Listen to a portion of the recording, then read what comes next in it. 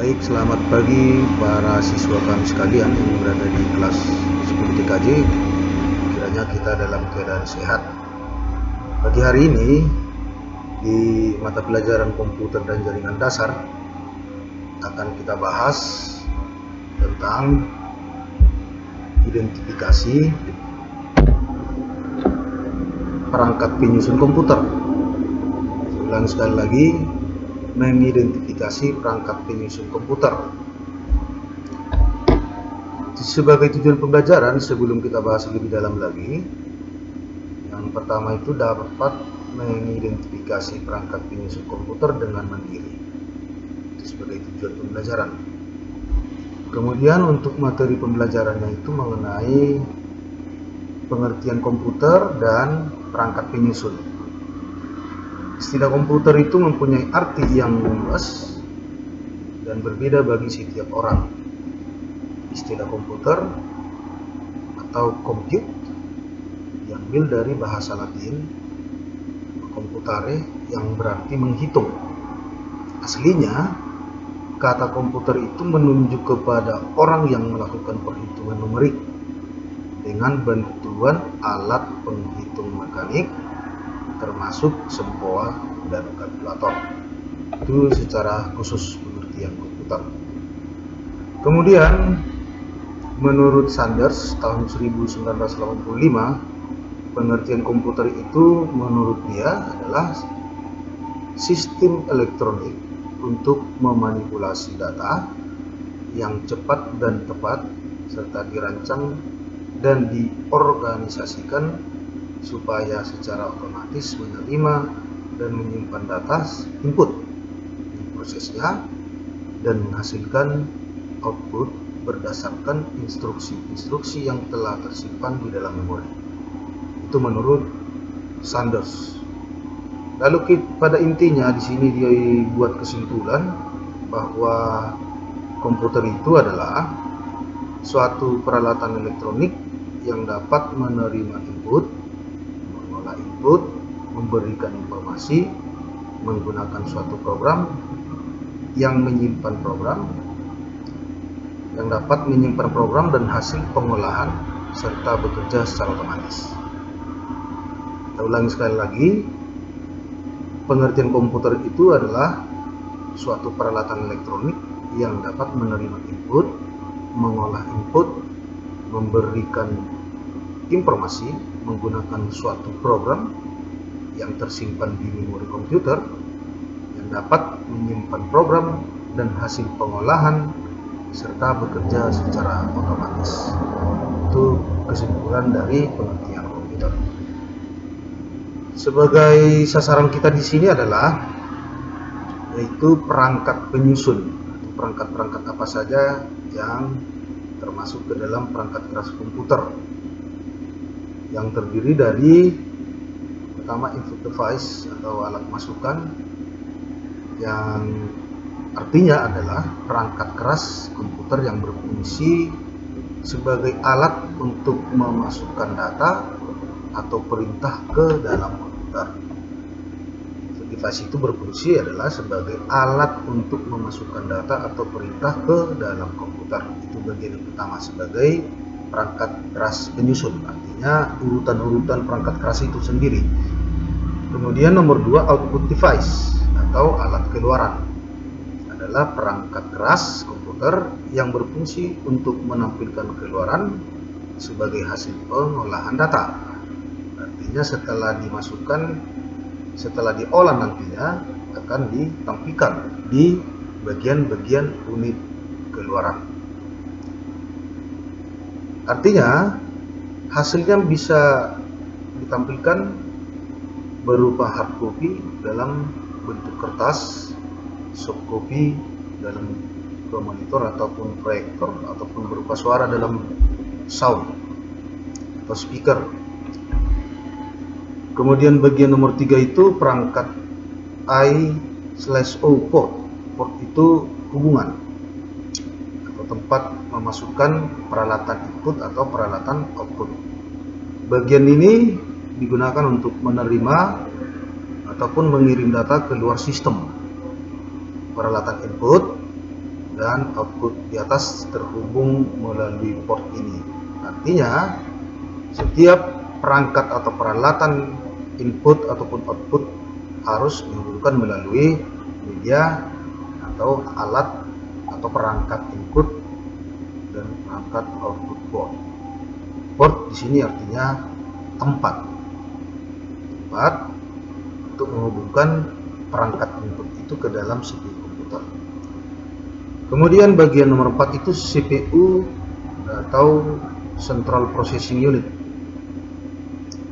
CPU merupakan otak dari sistem komputer dan memilih dua bagian. Fungsi operasionalnya yang penting yaitu yang pertama ALU, Arithmetical Logical Unit, atau sebagai pusat pengolah data. Artinya nanti bagian ALU ini apabila di komputer dimasukkan berupa perhitungan atau logika, yang berperan di sana itu untuk mengolah data tersebut adalah bagian ALU. Kemudian CU atau Control Unit sebagai pengontrol kerja komputer.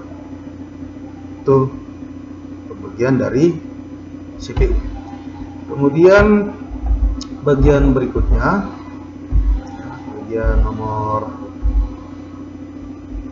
5 itu memori. Memori terbagi dua, yaitu internal dan eksternal. Yang memori internal itu berupa random access memory, yang gunanya kalau dia random access memory itu acak, yang fungsinya membaca dan menulis, dan biasanya itu akan menyimpan data program yang kita olah sementara dan dapat dihapus, tetapi hilang setelah komputer dimatikan. Itu fungsi dari RAM. Kemudian ROM itu read only memory, tugasnya hanya membaca saja, membaca dan berguna sebagai penyedia informasi pada saat komputer pertama kali dinyalakan, dan tidak akan hilang ketika komputer itu dimatikan. Itu perbedaannya. Jadi kalau ada pertanyaan apa perbedaan RAM dengan ROM, itu RAM itu adalah memori yang menyimpan data yang sifatnya sementara dan hilang ketika komputer dimatikan. Sementara ROM adalah yang tugasnya membaca dan berguna sebagai penyedia informasi, tetapi pada saat komputer dimatikan, memori itu tetap tidak akan hilang. Itu bagian yang kelima di bagian memori. Kemudian di bagian yang keenam itu adalah data bus atau jalur-jalur perpindahan data antara modul dalam sistem komputer. Karena pada saat tertentu masing-masing saluran hanya dapat membawa 1 bit data. Artinya satu jalur itu membawa 1 bit data. Maka jumlah saluran menentukan jumlah bit yang dapat ditransfer pada satu saat. Lebar data bus ini menentukan kinerja sistem secara keseluruhan. Sifatnya bidirectional, yang artinya CPU dapat membaca dan menerima data melalui data bus ini. Data bus ini biasanya terdiri atas 8 sampai 64 jalur paralel, ya, jalur paralel. Kemudian yang ketujuh, address bus. Itu berguna untuk menandakan lokasi sumber ataupun tujuan. Menandakan lokasi sumber ataupun tujuan pada proses transfer data. Pada jalur ini, CPU akan mengirimkan alamat memori yang akan ditulis atau dibaca. Address bus biasanya terdiri atas 16, 20, 24 atau 32 jalur paralel. Bisa nanti dibedakan, ya. Kemudian control bus. Control bus digunakan untuk mengontrol penggunaan serta akses ke data bus. dan address bus terdiri dari 4 sampai 10 jalur paralel. Nah, supaya nanti bisa dipahami, demikian penyampaian yang singkat ini, khususnya di bagian perangkat keras komputer. Di minggu depan nanti akan kita uraikan lagi bagian-bagiannya sampai ke perangkat lunak. Kami harap siswa kami nanti akan memahaminya. Kalau kurang paham silahkan putar ulang videonya agar dapat dipahami. Sebelum Bapak memberikan tugas di sini, silakan catat mana hal-hal yang penting. Kalau ada pertanyaan silakan tinggalkan kolom komentar pada video YouTube atau silakan mengirim pertanyaan melalui WA group ataupun WA pribadi Bapak. Demikian materi yang bisa Bapak sampaikan di pagi hari ini. Untuk tugas yang siswa kami nanti mau kerjakan, diharapkan semua mengerjakannya dan mengirimkannya. Itu tugas yang pertama adalah jelaskan apa pengertian komputer secara umum. Jadi kamu bedakan mana yang secara khusus. Jadi biasanya kalau secara khusus itu adalah sebagai alat hitung. Kemudian nomor 2, jelaskan fungsi dari input dan output. Terus nomor 3, tuliskan apa fungsi dari perangkat input output port. Nomor 4, tuliskan fungsi perangkat address. Nomor 5, jelaskan pembagian dari memori.